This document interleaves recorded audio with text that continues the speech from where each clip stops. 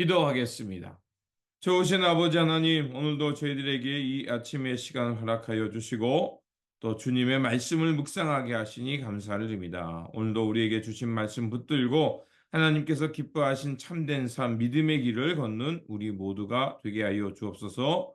무엇보다도 믿음의 주요 구원의 주가 되시는 예수 그리스도를 바라보며 주님께서 걸어가셨던 그 십자가의 길과 그 십자가의 길을 참아내심을 통해 이루어내셨던 그 하나님 나라의 기쁨의 열매가 무엇인지 잘 알게 하시고 우리도 믿음의 주요 구원의 주가 되시는 주님을 바라보며 주님과 함께 동행하며 주님께서 당하셨던 그 길을 잘 인내하면서 마침내 믿음으로 이 때를 승리로 이끄는 삶이 될 수 있도록 도와주시옵소서. 그래서 주님 앞에 섰을 때 부끄러움 없는 삶이 되게 하시고 주님께서 기뻐하는 삶을 일상에서 많이 맺어가는 하나님의 신실한 성도들 되게 하여 주옵소서.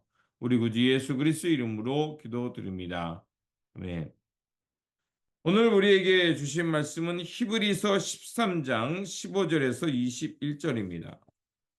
그러니 우리는 예수로 말미암아 끊임없이 하나님께 찬미의 제사를 드립시다.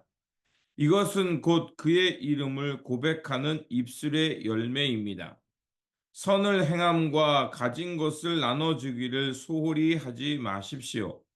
하나님께서는 이런 제사를 기뻐하십니다. 여러분의 지도자들의 말을 고지 듣고 그들에게 복종하십시오. 그들은 여러분의 영혼을 지키는 사람들이요. 이 일을 장차 하나님께 보고 드릴 사람들입니다. 그러므로 여러분은 그들이 기쁜 마음으로 이 일을 하게 하고 탄식하면서 하지 않게 해 주십시오. 그들이 탄식하면서 일하는 것은 여러분에게 유익이 되지 못합니다. 우리를 위하여 기도해 주십시오. 우리는 양심에 꺼리끼는 것이 한 점도 없다고 확신합니다. 모든 일에 바르게 처신하려고 합니다. 내가 여러분에게 좀 더 속히 돌아가게 되도록 기도해 주시기를 더욱 간곡히 부탁드립니다. 영원한 언약의 피를 흘려서 양들을 위한 목자가 되신 우리 주 예수를 죽은 사람들 가운데서 이끌어내신 평화의 하나님이 여러분을 온갖 좋은 일에 어울리게 다듬질해 주셔서 자기의 뜻을 행하게 해 주시기를 빕니다. 또 하나님께서 예수 그리스도로 말미암아 우리 가운데 자기가 기뻐하는 바를 이루시기를 빕니다. 예수 그리스도께 영광이 무궁히 있기를 빕니다. 아멘. 오늘 본문 말씀은 하나님의 뜻을 따라 살면서 하나님께서 기뻐하시는 그 삶으로 믿음의 산 제사를 드리라는 말씀입니다. 1장에서 10장까지는 예수 그리스도가 누구인지를 강조하며 우리에게 가르쳐 주었고요. 11장에서 12장은 예수 그리스도에 대한 믿음이 무엇인지 우리에게 가르쳐 주었습니다. 그리고 마지막 장인 13장은 이제 예수님을 믿고 따르는 그리스도인들이 어떠한 모습과 또 어떠한 공동체를 이루어야 되는지를 가르쳐주는 말씀입니다. 참된 믿음이란 그 삶이 그 입술로만 끝나는 것이 아니라 혹은 생각으로 끝나는 것이 아니라 관심과 사랑을 실천하면서 나타나는 것이 사는 것이 참된 믿음입니다. 좋은 의도와 동기뿐만이 아니라 실제적인 도움을 주는 신앙이 또 신앙생활을 하는 것이 진정한 믿음입니다. 그래서 아브라함과 롯은 나그네를 잘 대접함으로 큰 복을 받은 사람들의 예표입니다. 그들은 작은 자에게 행한 것이 곧 하나님을 대접하는 것, 하나님께 행하는 것이라 생각하였고, 그래서 그들은 연약한 이들을 보면 그들은 대접하고 환대했습니다. 그들의 이러한 나그네 대접, 연약한 자를 대접하다가 부지불식간에 천사를 대접했던 이야기는 우리는 잘 알고 있습니다. 이 이야기가 말하는 것은 우리의 삶이 이렇게 연약한 자, 약한 자, 나그네와 같은 사람들을 우리가 잘 돌보는 것이야말로 하나님의 백성으로서 마땅히 해야 될 일이요. 또 하나님은 언젠가 그러한 일을 행하는 이들에게 예상치 못한 하나님의 은혜를, 하늘의 은혜를 제공해 주신다는 것입니다. 그래서 3절은 사람들이 어떠한 마음으로 살아야 되는지, 선을 행해야 되는지를 알려줍니다. 3절은 이렇게 되어 있습니다. 감옥에 갇혀 있는 사람들을 생각하되 여러분도 함께 갇혀 있는 심정으로 생각하십시오. 여러분도 몸이 있는 사람이니 학대받는 사람들을 생각해 주십시오. 자, 이것은 무엇을 말하냐?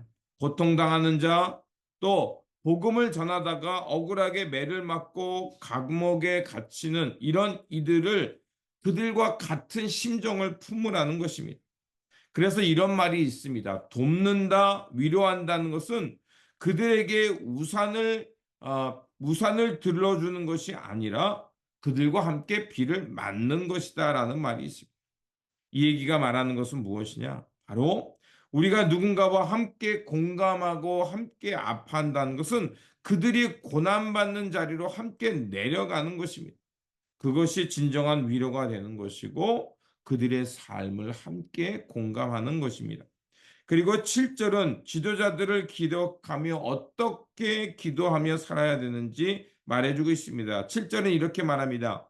여러분의 지도자들을 기억하십시오. 그들은 여러분에게 하나님의 말씀을 일러 주었습니다. 그들이 어떻게 살고 죽었는지를 살펴보고 그 믿음을 본받으십시오. 이렇게 말하고 있습니다.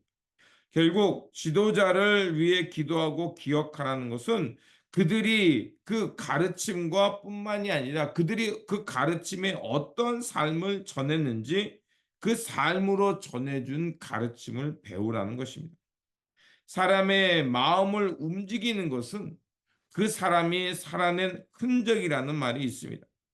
누군가가 우리에게 선한 영향력을 끼쳤다면 혹은 우리가 선한 영향력을 받았다면 그것은 그들의 삶의 흔적이 우리에게 말을 했고 그 삶이 우리를 가르쳐 주었기 때문입니다.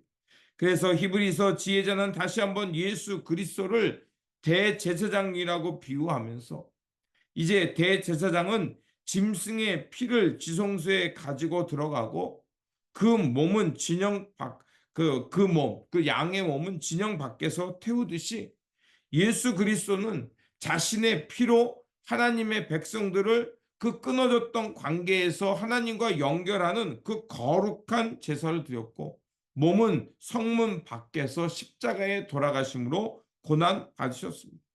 이처럼 예수님의 삶이야말로 이런 대제사장과 같은 분이요 진영 밖에서 겪으셨던 치욕을 짊어지신 분임을 말하고 있습니다. 그래서 15절과 16절은 이렇게 말합니다. 그러니 우리는 예수로 말미암아 끊임없이 하나님께 찬미의 제사를 드립시다. 이것은 곧 그의 이름을 고백하는 입술의 열매입니다. 선을 행함과 가진 것을 나눠주기를 소홀히 하지 마십시오. 하나님께서는 이런 제사를 기뻐하십니다. 바로 이것을 말하고 있는 것입니다. 결국 하나님께서 기뻐하는 삶은 뭐냐? 믿음으로 살아가는 삶은 무엇이냐? 예수 그리스도와 같이 그 삶을 하나님이 기뻐하는 삶을 향해 드려지는 것. 그것이야말로 하나님께서 기뻐하는 것이요 진정한 믿음의 기름을 강조하고 있습니다. 그러므로 우리가 진정한 믿음의 사람으로서 예수 그리스도를 따른다고 고백한다면 그것은 예수님께서 살아내신 것처럼 사는 것이고 우리의 삶 또한 그 주님이 이루고자 하셨던 그 삶을 몸으로 실현해내는 것입니다. 그러므로 주님을 향한 고백이 우리의 삶과 일치되도록 주님을 바라보고 주님께 우리의 마음을 두면서 주님이 기뻐하시는 이런 산제사 거룩함을 향해 살아가는 저와 여러분 예배자들이 되시기를 주님의 이름으로 축원드립니다. 기도하겠습니다. 진리와 구원이 되시는 하나님, 히브리 지혜자를 통해서 예수 그리스도에 대한 믿음과 경건의 삶이 무엇인지 깨닫게 해 주셨습니다. 날마다 말씀과 성령을 통해 예수 그리스도를 깊이 알아가게 하시고 예수님께서 사셨던 것처럼 우리의 삶과 믿음의 고백이 일치되어 이러한 주님의 길을 걷게 하여 주옵소서. 그래서 우리의 삶이 주님 나라의 기쁨으로 또 거룩함으로 일치되어서 우리 삶 속에 하나님의 영광, 하나님 나라의 기쁨의 열매가 풍성히 맺어지는 그런 산 예배자로 살게 하여 주옵소서. 우리 구주 예수 그리스도 이름으로 기도드립니다. 아멘.